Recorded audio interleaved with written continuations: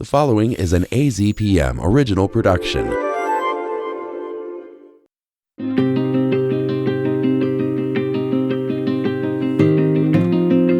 Welcome to the Fact Check Arizona podcast from AZPM. In each episode of this series, we'll look at a particular claim about elections in Arizona. We'll set the record straight and also give a sense of the context surrounding it. I'm show producer Zach Ziegler, filling in for Steve Jess. This week, Arizona has been at the center of many voter fraud accusations for the past 4 years. It's hard to fact check all of what's being said about the election itself, so I've brought in some help today.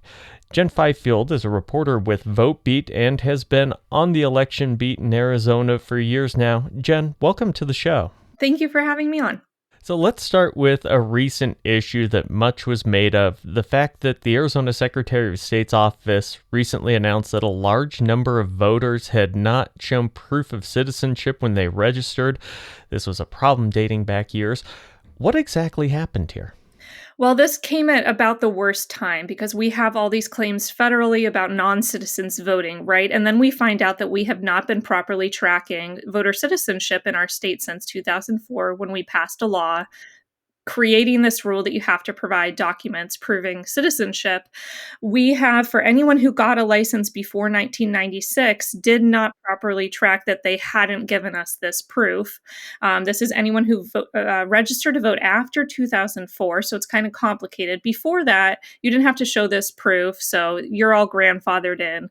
These voters will now, after this election, the Supreme Court said, not before, but after, you'll have to provide documented proof of citizenship. Now, obviously, this took off with like Elon Musk and everyone else saying, look, we knew it. All these non-citizens are voting, but it is important to emphasize that these voters attested to their citizenship. They've lived here since before 1996 in the same location. And there is a vast understanding from Republicans and Democrats alike that most, if not all, are citizens. You're making me glad right now that I'm not just a couple years older, because that would have probably put me in that group, and I don't need one more thing to do in my life. Hopefully the Secretary of State's going to make it easy for these voters to just log onto a website and give it, but it is annoying. I saw some talk of something resurfacing recently that you wrote about in 2022, the old, why can Florida count all of its ballots in one night, but we can't here in Arizona? Why does it take Arizona longer to count its votes? Well, it's a great question. It's also kind of a hard question to explain because, people who have lived here a long time may have said, oh, back in 2020, we used to know the night of. Well, a lot has changed since then, and mostly it's how close our presidential race is, our statewide races. And that's the main change that we're seeing here is that it's always taken this long to finalize the ballot count. Because of our long cure period, we give people the correct signature issues on their ballot because of a state law that allows these last-minute drop-offs at the polls on election day. So we've always counted a long time. We just want the results right away, and we're not getting that in these close races. The other main thing here is we do allow those last-minute drop-offs. So other states like Florida say you cannot drop off your ballot on election day if it's sealed in an envelope. We don't want to be doing signature verification to verify your identity after election day. That is not something we want to do. We're going to cut that off on Friday. Here, we say you can do that. And 290,000 people did that in Maricopa County, at least. In Pima County, it's a lot less, but it still takes time to verify all those signatures.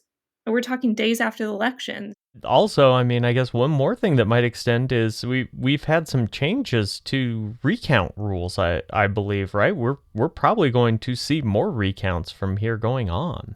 Right. So even after we're done counting, we're going to recount all of them in these really close races because we narrowed that margin of votes that it takes to trigger an automatic recount. So now even wider margins are going to trigger those recounts. But hopefully, we don't have the presidential race falling into that this year. That's one thing that people are a little worried about because we have some tight deadlines to get our results to Congress. I think it's December 17th. Everything has to be final. We have to have counted and recounted everything. So when it comes to other conspiracy theories that are starting to be talked about with voting and voter fraud in Arizona this election, Are we hearing new ideas around this, or is this just kind of like when I go see a band that I was a fan of in high school on their reunion tour, and I'm just hearing all the hits played again for me? It is the greatest hits, but unfortunately, a lot of people don't know these songs. So, like, it's new to them, right? So, like, for example, in 2022, there were claims that we didn't properly track our ballots. Like, we didn't sign off when they moved from one place to another. That's coming back up this year. Look, Maricopa County already isn't tracking these ballots correctly. We have concerns about the voting machines if they're going to be tabulating accurately. We have all of these concerns that have come up before that are making a round again, and there's nothing really you can do to like fact check it again. You just kind of say what you already know about it. At least you just have to repost the old articles, that helps take care of it. Yeah, and it's complicated to try to tell people gently that this is something that's come up before. Election security and election fraud have been big topics in county recorder races across the state. This is something you just wrote about, from the big spots like Maricopa County down to the smaller counties like Coconino and Navajo counties. Are these candidates out and out mentioning these theories, or are they just kind of hinting and using dog whistle type language to refer to them? Well, we found in across the state in 5 races, and including in the Pima County recorder race, the Republican challenging our current Democratic recorder, is just a mention of fraud, a mention of mistakes in elections to try to justify them running to try to secure our elections. That's the main talking point. It's an easy talking point to have. When you try to get into details, it's kind of like, well, I heard about this one person who got 2 ballots at their house, and I know this happens everywhere, and I don't want that to happen, so I'm going to run for this position that would clean the voter rolls. And, you try to go into the specific claims, and they just want to talk in these broad strokes that are more talking points. We've also now seen in recent weeks here an elected official, Peggy Judd in Cochise County, take a plea deal for holding up certification of that county's results in 2022. I believe she doing about this in terms of, like, based on what I've been hearing, was kind of her excuse for delaying that. Is there any chance that this could result in some things improving, or the fact that people are being held accountable? Could this change things? It's interesting. I was talking to the Supervisor Peggy Judd, about this, and after this, she agreed to a plea deal this week to reduce her sentence to a misdemeanor. She said she was recently at the county supervisors meeting where she talked to other supervisors about what they thought about her decision, what they thought about Maricopa's decision to certify the 2022 election, when there were problems in the Maricopa County election. And she said that supervisors are all on the same page. They are going to certify this year. I don't know if that's the case. I haven't checked in with them, but I'm thinking that, this case from the Attorney General involving the Cochise supervisors, other county attorneys just emphasizing to supervisors this is a ministerial duty to finalize your election results. I'm thinking that we won't see it as much this year. So you've been covering this day in and day out. It's been your life. We were joking about how much time you've been spending on it before we started here. Is there anything we missed that we should be talking about on this topic?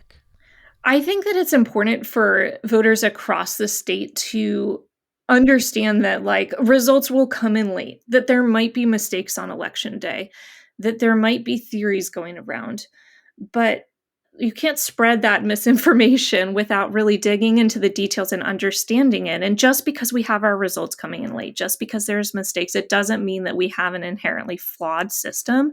Yes, it can be improved. And that's part of my job, is like looking at ways we can improve it. But I think that, voters should remain confident that we're counting ballots correctly. And if we're not, we're finding out those mistakes, potentially even in these recounts that we're doing. Jen, thanks for joining me today. Thank you so much. Jen Fifield is a senior reporter at Votebeat, covering elections in Arizona. And that does it for this episode of Fact Check Arizona. We'll be back with at least one more episode next week, and we'll see where things go after Election Day. If you have any ideas for an episode, you can go to our website, news.azpm.org, and contact myself or our newsroom. I'm Zach Ziegler. Steve will be back next week. Thanks for listening.